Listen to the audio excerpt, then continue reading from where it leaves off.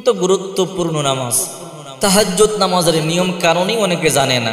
অনেকেই আমাদেরকে প্রশ্ন করে, হুজুর তাহাজ্জুদ নামাজ কোন সূরা দিয়ে পড়ব, নিয়ত কিভাবে করব, কত রাকাত পড়ব, তাহাজ্জুদের নামাজ এশার পরে পড়া যাবে কি, বাংলায় নিয়ত করা যাবে কি, বিভিন্ন রকমের প্রশ্ন আমাদেরকে করে থাকেন। এই তাহাজ্জুদের ব্যাপারে আল্লাহ পাক রব্বুল আলামিন সূরাতুল বনী ইসরাঈল 15 নম্বর পর 8 নম্বর পৃষ্ঠার মধ্যে বলেন, ওয়া মিনাল লাইলি ফাতাহাজ্জাদ বিহি নাফিলাতাল লাক আসা আইয়াবআসাকা রাব্বুকা মাকামান মাহমুদা।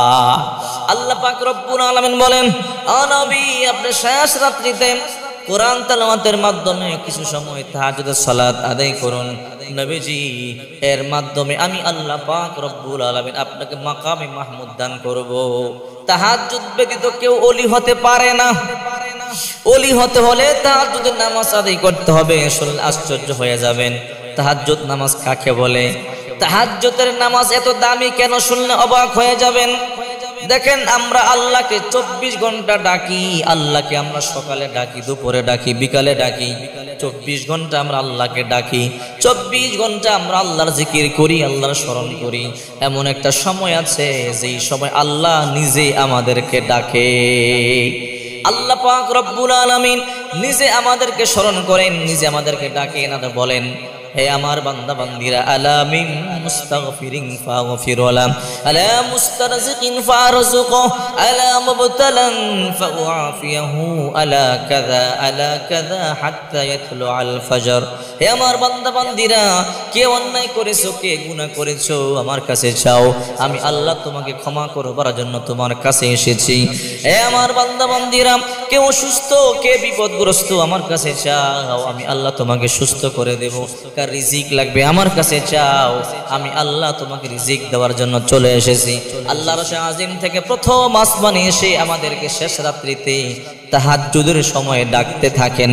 আলা মিন মুস্তাগফিরিন ফাগফিরু লা, আলা মুস্তারজিকিন ফারযুকু, আলা মুবতালান ফাউআফিয়াহু, আলা কাযা হাত্তা ইয়াতলু আল ফজর।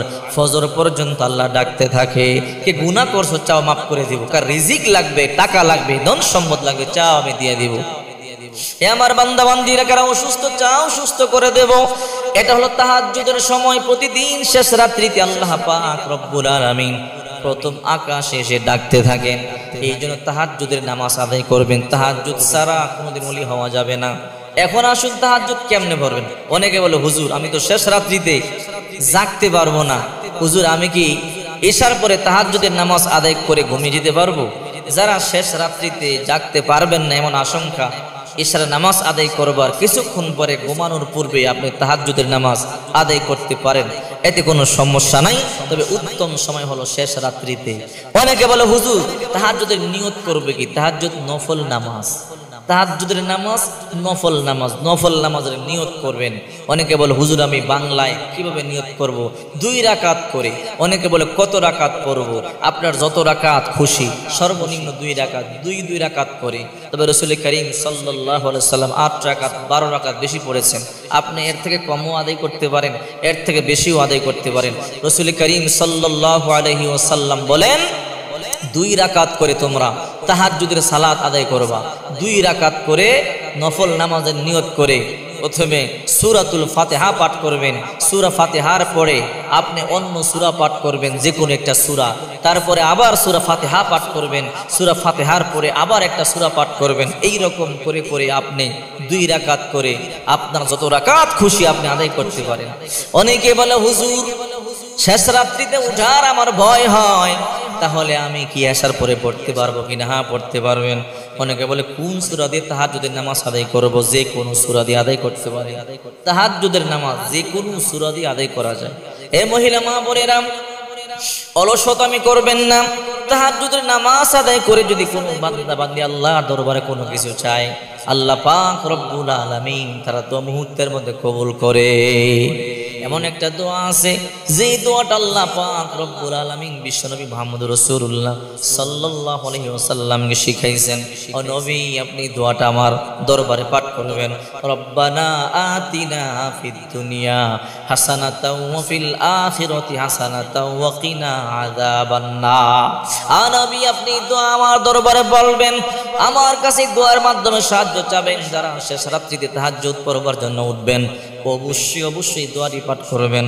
রব্বানা আতিনা ফিদ দুনিয়া হাসানাতাও ওয়া ফিল আখিরাতি হাসানাতাও ওয়া কিনা আযাবান্নার। আয় আমাদের রব, দুনিয়াবি যত কল্যাণকর বস্তু আছে আমাদেরকে দান করেন, আর আখিরাতে যত কল্যাণকর বস্তু আমাদেরকে দান করেন। আল্লাহ জাহান্নামের আযাব থেকে আমাদেরকে হেফাজত করেন। এই রকম করে করে যদি আপনি আল্লাহর দরবারে দোয়া করতে পারেন, আল্লাহ পাক রব্বুল আলামিন অবশ্যই আপনার দোয়া মঞ্জুর করবে, অবশ্যই আপনার দোয়া কবুল করবে। আপনার তাহাজ্জুদের নামাজ কবুল হয়ে যাবে। তাহাজ্জুদের নামাজের সময় বড় দামি সময়। ওই সময় আল্লাহর দরবারে যা চাবেন আল্লাহ পাক আপনাকে তাই দিয়ে দিবে।